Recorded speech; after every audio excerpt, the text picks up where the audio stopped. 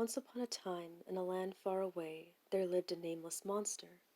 The monster was dying to have a name, so the monster made up his mind and set out on a journey to look for one. But the world was a very large place. The monster split in two and went on separate journeys. One went east and the other headed west. The one who went east came upon a village. There was a blacksmith who lived at the village entrance. "Mr. Blacksmith, please give me your name," said the monster.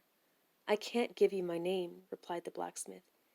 "If you give me your name, I'll go inside you and make you strong," said the monster. "Really," said the blacksmith, "if you make me stronger, I'll give you my name." The monster went into the blacksmith, and so the monster became Otto the blacksmith.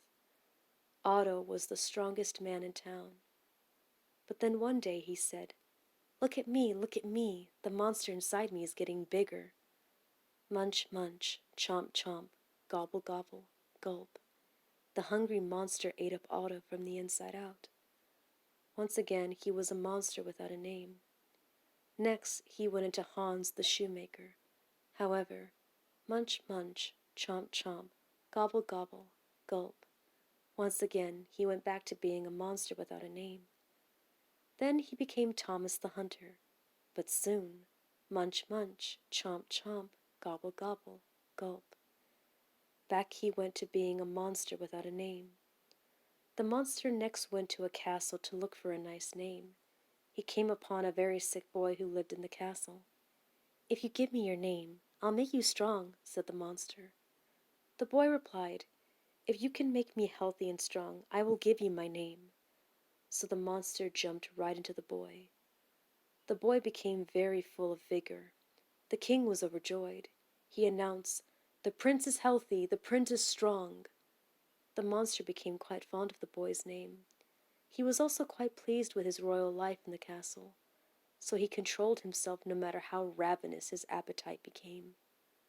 Day after day, despite his growing hunger, the monster stayed put inside the boy. But finally, the hunger just became too great. Look at me," said the boy. "The monster inside me has gotten this big." The boy devoured the king and all of his servants. Munch, munch, chomp, chomp, gobble, gobble, gulp. The castle was lonely now with everyone gone, so the boy left on a journey. He walked and he walked for days, and then one day the boy came upon the monster who had gone west. "I have a name," said the boy, "and it's such a wonderful one at that." But the monster who went west replied, "Who needs a name?